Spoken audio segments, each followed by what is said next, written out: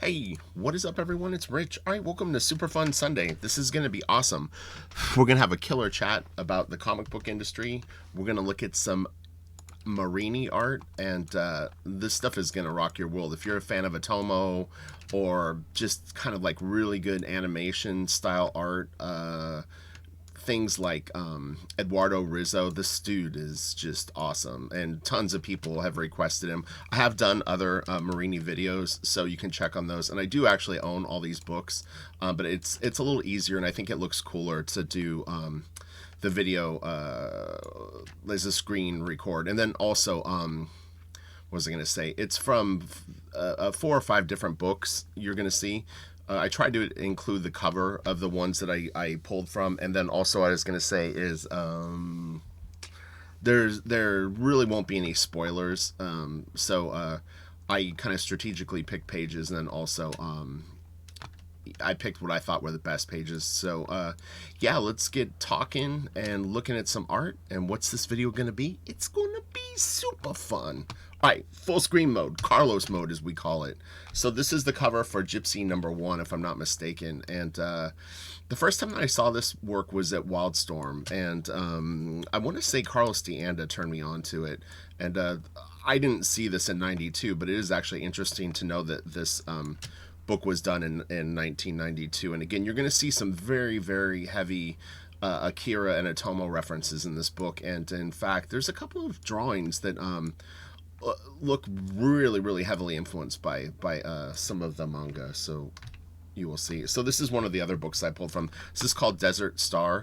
Even if you're not a fan of Western comic books, man, there's some great, great drawing and storytelling in this book. So we're going to be peeping this too. And I had never seen this stuff until Comic-Con, when I stumbled upon the books and I saw his name on the cover, and I was like, whoa, what is this? So yeah, these are going to be very, very fun. And so this is from Gypsy issue number 6, if I'm not mistaken. And Marini does pencils, inks, and colors his own work, and it is just so nice. It is just really, really killer looking stuff. I'm always incredibly impressed by these artists that can do all the art for a sequential story. But generally speaking, what these artists do, and it's actually very similar to what people are doing now, is they do like one kind of graphic novel a year. We're calling them comics. You know, you've got and this will be a good segue into talking about the crowdfunding books and really the success that comic book artists are having, striking out on their own. You've got, Ethan Van Sciver has had at least two really incredibly successful crowdfunding campaigns. Dan Fraga is now over $100,000 for Black Flag. Todd McFarlane, who I still do consider an independent creator, because Todd has always kind of been his own man. He had the amount of money that he raised is impressive, but I had said in the other video, what really was going to be the tail of the tape for me is how many people invested in his I think his was a Kickstarter. I don't really pay attention to that as much, but he had, I think, 23,000 people pulled the trigger on that. To me, that's great. It's not a number where, if you're doing, we'll keep looking at the artist we're going through. Looks kind of a Akira-ish, and then also it's got a little bit of that Rizzo feel. But if you were selling a comic book and it was like, I think good sales for a comic book is anywhere from like 50 to 250,000 copies of a book. But obviously you don't need that much for these more sort of special projects. And look, it's been exciting for a long time.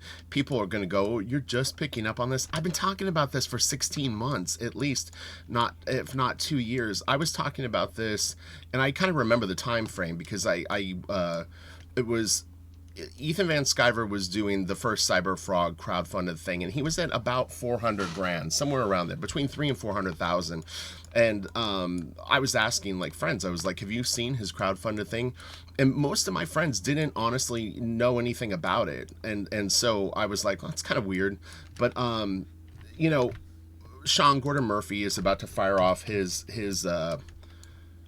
one, and I mean, you're going to see tons of pros trying to step into line to do this. I think the difference that I'll have compared to some people is that I've been out here mixing it up with all of you for years. Before crowdfunded books, I've always gone and tried to hang out with the people. That's what I mean. However you want to look at it, I just consider you all friends that I haven't met in person. So I always am reluctant to use the word fans, because if anyone's ever met me in person, I'll treat you like just, like if you're cool, then you've got my time. That's it. This is great. Look at this panel. He's so good. But I've been like this since I've been online. I've always reached out and tried to meet other people that were into comic books, that were in art. I've always tried to encourage people with their art. I mean, my track record speaks for itself. I've got 20 years of being online and really, really being out there with everyone. I always called it inclusive and not exclusive. Sometimes professionals have sort of like an exclusive club. And trust me, I've been on both ends of it. Before I inked Travis, people treated me very differently than PC, post-Charade. I love this shot too. This was great. So I'm a huge fan of silhouettes on pages. Joe Madureira was the one that first sort of keyed me in on this magical, delicious storytelling approach, which is a silhouetted panel done well in a comic book is really, really effective. It's beautiful. It gives the reader a moment for their eyes to sort of relax with the detail. But what I really liked about it is look at the shape of the, I'm assuming this is the moon or the sun setting. I guess it's the sun setting. I like how he warped it. That is a really, really nice touch. Yeah, so I think when you see professionals now that are sort of like finally getting the idea that, oh, this is a lot more important to really kind of cultivate sort of like a relationship with all these people online. It's like, I mean, I wasn't even doing it for I had no motive when I originally did it. I just wanted to meet people that were into the art that I liked, and to learn about art more. So anyway, I won't go on and on about that. But yeah, I've said for almost 2 years how exciting the comic book business is, and now you really, really see it more. And I'm curious where it's all going to go. I actually think that for artists in particular and creative people, it's a really amazing time with tons of opportunities that have been here for a while. But anyway, this is great. This reminds me of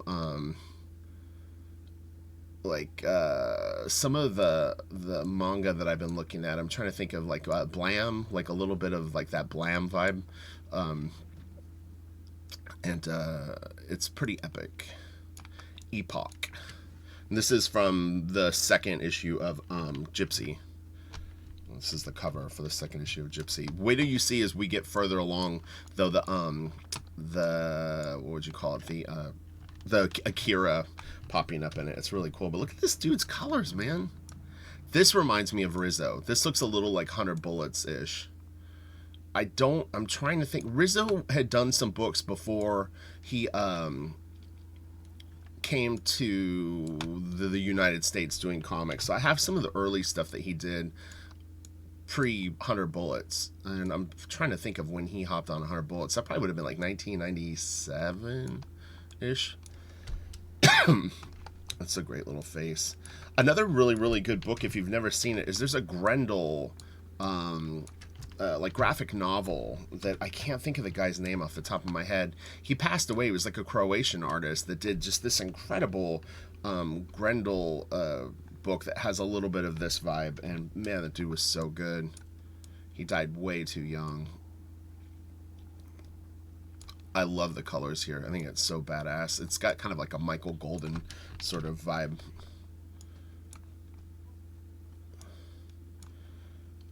And again, hand colored. Like, how the fuck do you do this? It's crazy. It's like Mobius when he does full color work. You just go like, dude, what kind of paper are you using? What, like, I'm assuming these are dyes or watercolors of some sort. They could be like Doc Martin dye type medium. This has a little bit of a texture to it, though. If you see right here, you can see there's a little bit of kind of a breakup of the application, but it could be the paper doing it. These hot, warm colors. But yeah, I tried to pick some really what I would consider exciting pages.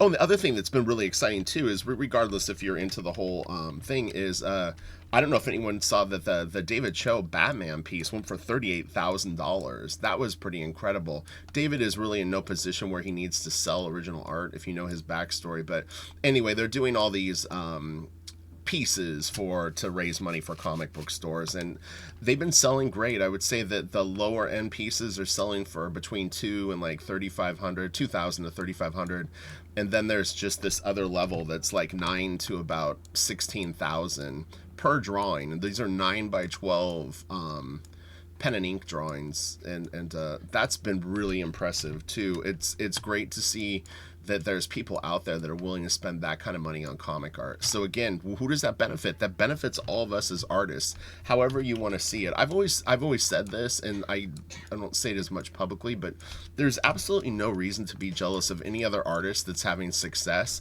And the reason being is that success could be yours if you do the right things and you do the right type of work and you time things and you release things, and there's a level of connection that you have to your fan base, that can be yours. So, I mean, I've been there where when I was working at Wildstorm before I had sort of like my first like stroke of luck, I remember Eddie Choi is a friend of mine that worked there, and he would show me like auctions like on eBay, like, hey, Chris Bucklow did this X-Men cover and it just sold for $5,000 or $7,000, and I was just like, man, that's so much money, like for one piece. Like, I can't even imagine being able to do covers and sell them for that much, because I wasn't working on anyone whose covers sold for that much.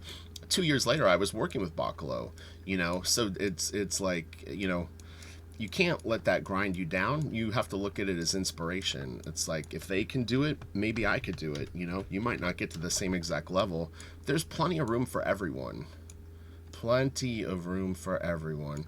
And you see that. I keep going like, when are these guys going to run out of money? How do they keep, like, one guy was buying like a whole bunch of these $9,000 to like $14,000 pieces. It's just surreal how much money some people have. But, look, if they want to spend it on comic books, that or comic art, most of the high-end collectors that I know literally don't follow comic books in that way, though I will say that they're not really readers, but they know the good stuff, and they either know the good stuff from the past or they're looking to invest in the future. So what I found for me on Comic Art Fans, which is a place where comic book artists can show your art, you can sell it, and collectors show their collections and stuff like that, you'll get a really good indication of where people see your work by what they collect on top of your work. Like, if someone hits you up and says, hey, I'd like to get a commission, or I really like your art, like, do you have any of this for sale? Go look at their gallery and see what else they collect, and then you can kind of see what sort of fan base you're starting to attract. It's an interesting thing that you can do, but it really gears for original art. And then also, like, for me as an inker, I can't confuse the jobs that I work with the fan base that my own work has, if that makes sense. Like, when I pencil and ink stuff, I have a very, very different collecting market than if I'm inking New Superman over Brent Peoples or whatever it is, or like Victor Bogdanovic's collecting fan base isn't the same that collects mine. So this is a really cool piece. It's like Metropolis. And again, really, really cool color palette on this. It's very like really, really neat. It's just incredible that he can do this. Oh, that. He doesn't overdo it. There's a little bit of white splatter here, or light colored splatter. He puts just enough to give you a little sizzle. I love this page. I think this is just it looks so badass. This is so epic. And this is all very, very cool too. The cool outside and then the warm inside really, really is nice. And the other thing that I would mention with these books too, just so that you know, is that they're kind of like a rated R movie. So there is nudity and there is violence in the comics themselves. And so just, whatever. I mean, I think my people that follow my YouTube channel can easily handle that and are probably adults, but just in case, I know that there are some younger people that watch. But yeah, there is like sex and stuff like that in this, and a little wang. This is really cool too.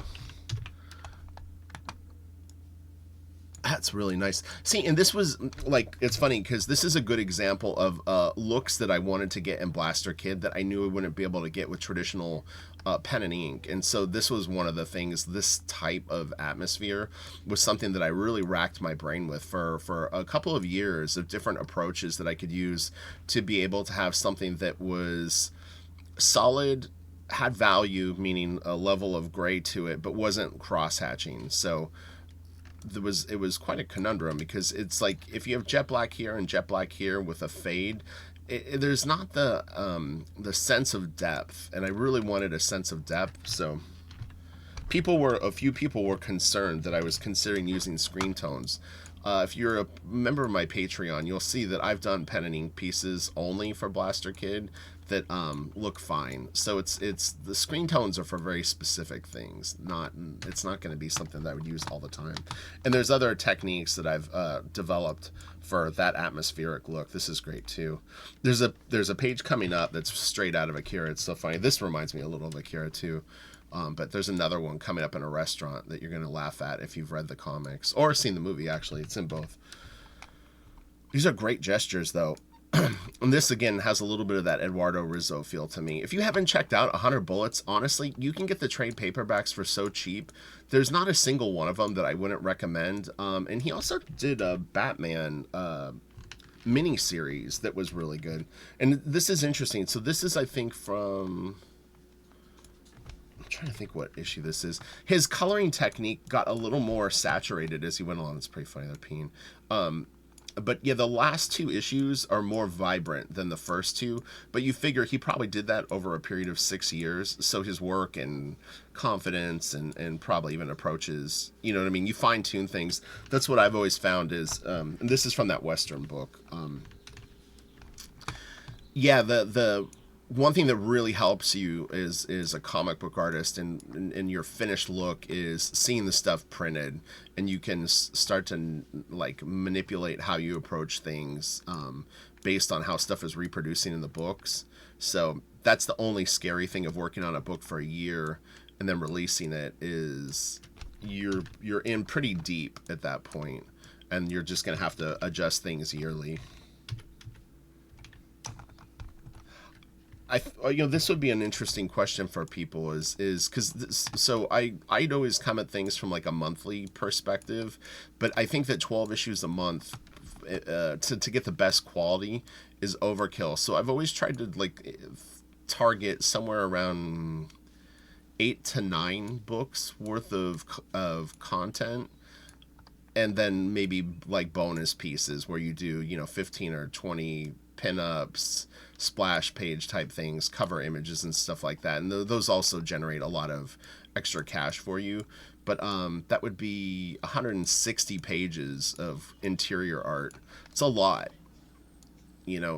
That would be probably 2 crowdfunded books a year or something like that. So I was curious of what do you think is a comfortable size for a crowdfunded book, and then how often do you want to get an ongoing series of books, like if you bought into whatever title, and then when do you want the next one? Do you want to wait a year, or do you want to only wait like 8 to 10 months? So let me know what you think. This is cool.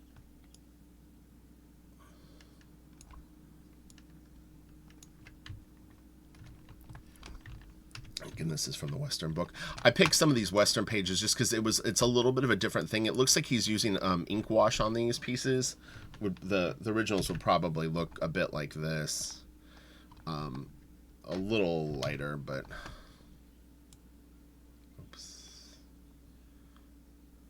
probably along the lines of this. The color darkens it a little bit, but yeah, these pieces probably look somewhat like this in black and white, which is pretty amazing,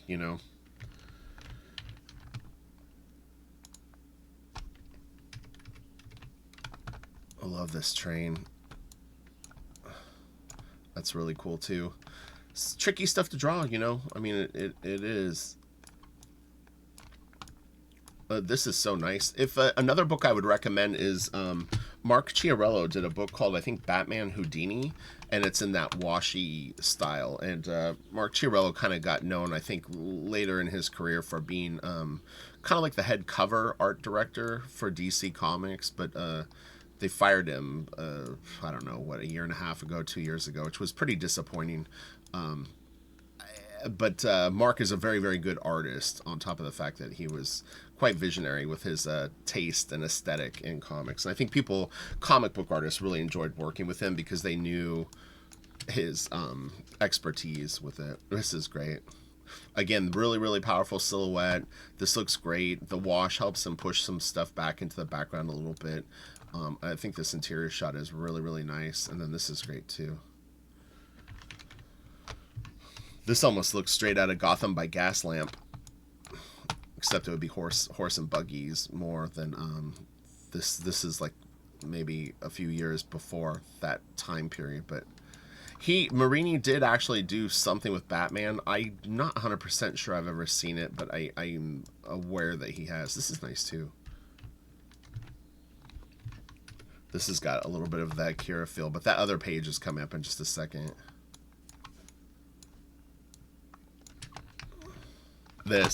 The cafe, it's like, man, you're just ready for the motorcycle to come flying through the window like any second when you see this shot. So funny. But if you were going to draw a cafe scene, there's a good chance that you would do a shot like this. So I'm definitely not saying that he ripped it off, but yeah, it's like it would be like this, and then all of a sudden maybe a shot of the street and then the bike just flying through the window. These characters are so Otomo. That's so cool. This is from Gypsy number 6 or 5. Which one is it? I like this stuff. The Day of the Dead is cool.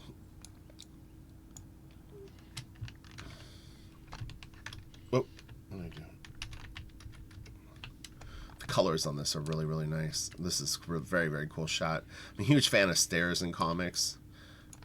I always think that they look cool. It's like it's a nice touch. You can have, like, you know, stairs outside of trippy buildings or stairs inside of creepy houses or whatever it is. But yeah, this is cool. It's really solid. I like the level of detail that he put on this, where it's not overdone, and the graphic quality of it again is really, really nice. This is cool. Look at this. Damn.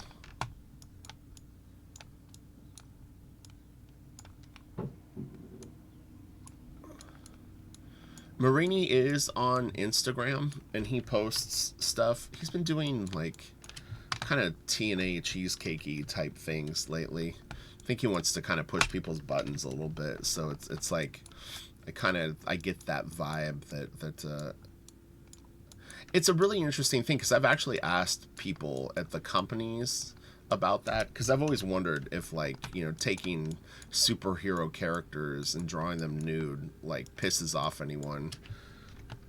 It doesn't seem to. It doesn't, like, the really, like, if you're a really good artist, you can get away with, like, just about anything. Bruce Timm is a good example. He does a lot of, like, cheesecake and TNA and nude stuff, and nobody says a word. So it's interesting. This is really cool. I love the way the fabric is on this. That's great.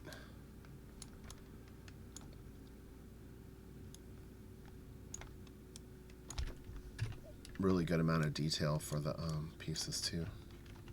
So I think we're getting kind of towards the end. I didn't want to open too many pieces, but yeah, hopefully this video was fun to watch, like exciting for people that are interested in trying to do their own comics. And you know, you can go back as far as you want in my videos. You're going to hear the same rap from me.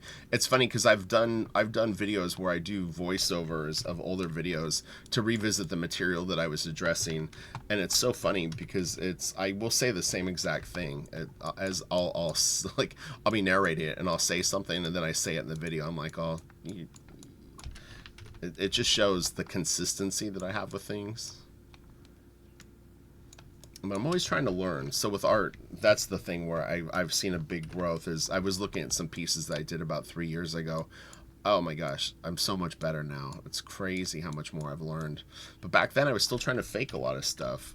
You know, I finally had to just I had to embrace that I was going to have to break myself down, and things that I really didn't know how to draw, I couldn't fudge it anymore. I had to learn the process of breaking stuff down and building it with a foundational, like a level of solidity, and then you can get creative again. You know, it's not a permanent point.